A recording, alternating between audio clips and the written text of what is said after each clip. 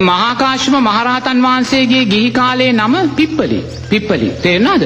මේ පිප්පලි කියන්නේ නෝන කෝටිපති බමුණු පවුලක තරුණෙක්. එක දරුවයි හිටියේ අම්මා තාත්තට. කෝටි ගාණක් අම්මා තාත්තට තියෙනවා. කෝටිපති දීපලක් හිමි තරුණෙක්. දැන් මේ දෙමාපියන් මේ බමුණු තරුණයාට කියනවා පුතේ ඔබ දැන් කල වයස හරි විවාහ වෙන්න ඕනේ කියලා. නමුත් මේ බමුණු තරුණයා මේක කල් දමමින් ඇවිල්ලා දැන් අවසානයේ මොකද කරේ අම්මලා තාත්තලා දැන් කියන දේ අහන්න නැති නිසා පුතා තීරණයකට එනවා පුතේ ඔයා කසාද බැන්දේ නැත්තම් අපි දෙන්න දිවිනසා ගන්නවා කියලා. දැන් අම්මලා තාත්තලා මේ උපක්‍රමයක් කළේ. පුතේ ඔයා විවාහ වුණේ නැත්තම් අපි දෙන්න දිවිනසා ගන්නවා කියලා. දැන් පිප්පලියට වෙන කරන්න දෙයක් තිබ්බේ නැහැ. පිප්පලි ඒ වෙලාවේ කැමති වෙනවා හොඳයි අම්මේ තාත්තේ මම විවාහ වෙන්නම් කියලා. ඊට පස්සේ සුදුසු මනමාලියක් හොයනවා. මේ සුදුසු මනමාලිය හොයද්දි මෙන්න දැන් මනමාලියක් හම්බ වෙනවා. මේ මනමාලිය තමයි බද්දකාපිලානා. බද්දකාපිලානා කියන්නේත් නෝන කෝටිපති බමුණු පවුලක තරුණියක්. දැන් ඉතින් මේ මනමාලිය බමුණ මාර්ගයෙන් තෝරගෙන දැන් පිප්පලි යනවා මනමාලි බලන්න දෙමාපියන් එක්ක.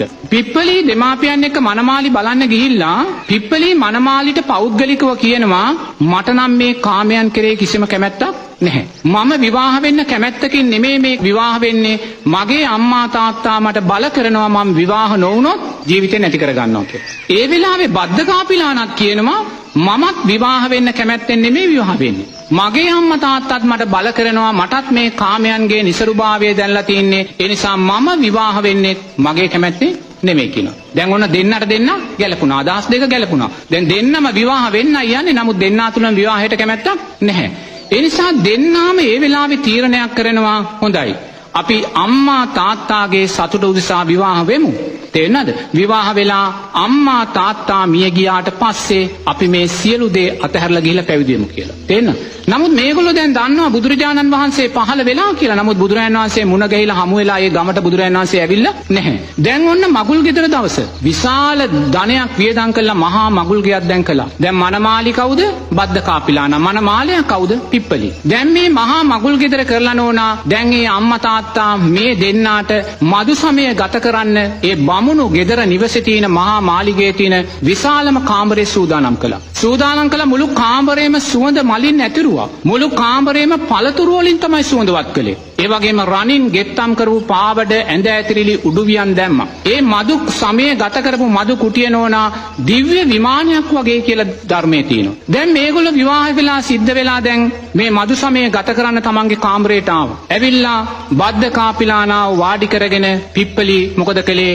අර මදු සයනේ හරි මැදින් ඉරක් අඳිනවා. ඒ ඉර අඳින්නේ චෝක් කෑල්ලකින් එහෙම නැත්නම් කාබන් පෑනකින් නෙමෙයි. සතිය සිහිය කියන කාබන් පෑනෙන් තමයි මේ මදු සයනේ මැදින් හරියටම යා ඉරක් අඳින්නේ. ඉරක් අඳලා යා බද්දකාපිලානා කියනවා බද්දකාපිලානා මේ ඉර මං කවදාක්වත් තරණය කරලා ඉස්සරහට එන්නේ නැහැ. ඉක්මවා යන්නේ නැහැ.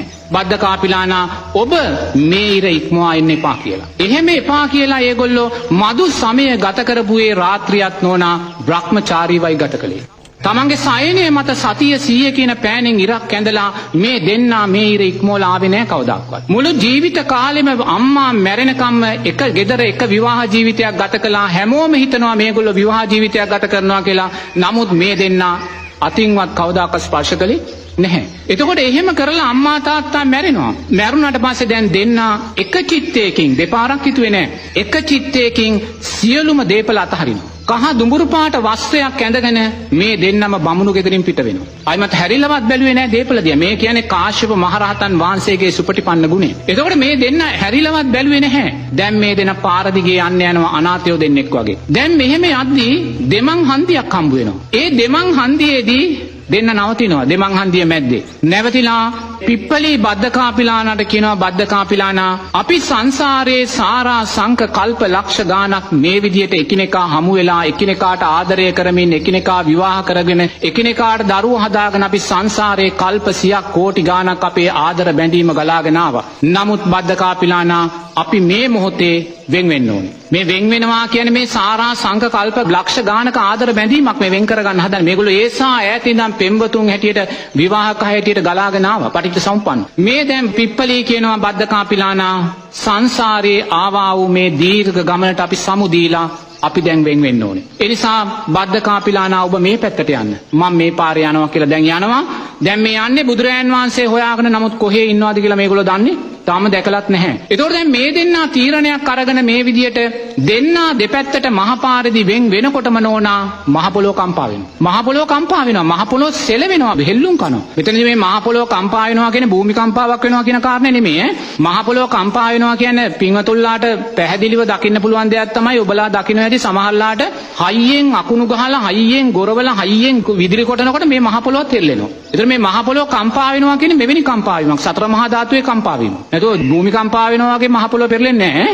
ඒ වගේ දැන් මහ පොළොව කම්පා වෙනවා මේ දෙන්නගේ වෙන්වීම. මොකද මේ සාරා සංක කල්ප ලක්ෂ ගානක ආදරේ බැඳීමක් මේ වෙන් වෙන්නේ. මේක වෙනකොට පොළොව කම්පා වෙනකොට බුදුරජාණන් වහන්සේ දකින්න ඇයි මේ පොළොව කම්පා වුනේ කියලා. එතකොට බුදුරජාණන් වහන්සේ දිවසින් දකින්නවා මේ පොළොව කම්පා වුනේ මේසා දීර්ඝ ආදර බැඳීමක් මෙන්න මේ පිප්පලීත් මගේ ගෞතම සම්මා සම්බුද්ධ ශාසනයේ දූතාංගධාරී භික්ෂූන් හැටියට අග්‍රස්ථානයට පත්වෙන කාශ්‍යප මහරහතන් වහන්සේත් ඒ වගේම මගේ භික්ෂුණී ශාසනයේ పూర్වේ නිවාසානුස්සති ඥානය අතින් ඉහළම තැනටපත් වෙන බද්ද කාපිලානා රහත් භික්ෂුණියත් පැවිද්ද උදෙසා වෙන් වුණායි කියන කාරණේ දකින්න. දැකලා දැන් දෙන්න දෙපැත්තට යනවා. දැන් දෙන්නගේ ආයමත් මුණ ගැහිමක් නැහැ. දැන් ඊට පස්සේ මෙහෙම යද්දි යනකොට දවස් දෙකක් තුනක් යන්නේ නැති. යනකොට පිප්පලීට පේනවා ඈත ගසක් මුල දාස් ගානක් වට කරගෙන ධර්මයේ දේශනා කරනවා. නමුත් මේ ඉස්සෙල්ලා බුදුරජාණන් වහන්සේ පිප්පලී දැකලා නැහැ. නමුත් තාම මේ කිට්ටුවට ගිහිල්ලා නැහැ. මේ ඡායාව ඈත පේන්නේ. ඒ පේනකොටම නෝනා අර බුදුරජාණන් වහන්සේගේ දෙතිස් මහා පුරුෂ ලක්ෂණයන්ගෙන් ඒ බුද්ධ අසිරියෙන් පිප්පලී අඳුන ගන්නවා මේ නම් අනිවාර්යම බුදුරජාණන් වහන්සේ කියලා. තාම දැකලා නැහැ අඳුරු. නමුත් අර දෙතිස් මහා පුරුෂ ලක්ෂණයන් තුලින් හිතනවා අනිවාර්යයෙන්ම මේ නම් බුදුරජාණන් වහන්සේමයි කියලා. ඒ තීරණයට ආපු තැනදීම එයා බිම නිදා ගන්නවා. දැන් මෙච්චරලා කකුල් දෙකෙන් ඇවිදගෙන ආවේ. දැන් පිප්පලී බිම නිදාගත්තා. එයා අනිවාර්යයෙන්ම දකින්න වෙලාවේ මේ තමයි බුදුරජාණන් වහන්සේ කියන දන බිම නිදා ගන්නවා. නිදාගෙන බිම බඩගාගෙන දොහොත් මුදුන් දීලා සාදුකාර දෙමින් තමයි බුදුරජාණන් වහන්සේ ළඟට එන්නේ. කකුල් දෙකෙන් නෙමෙයි ඉන්නේ, ඇවිදගෙන නෙමෙයි ඉන්නේ. බිම බඩගාගෙන එන්නේ. මේ අතපය තුවාල කරගෙන හීරගෙන තමයි බුදුරජාණන් වහන්සේ ළඟට එන්නේ. ඇවිල්ලා බුදුරජාණන් වහන්සේට වන්දනා කරනවා. ඒ වන්දනා කරන වෙලාවේ බුදුරජාණන් වහන්සේ කියනවා මම සම්මා සම්බුද්ධත්වයට පත් නොවි මේ පිප්පලීගේ වන්දනාව පිළිගත්තා නම් මගේ හිස හත් කඩකට පුපුරනවා කියලා. මොකද ඒ තරම් පිප්පලීගේ සද්ධාව බලවත්. පිප්පලීගේ සද්ධාව බලවත්.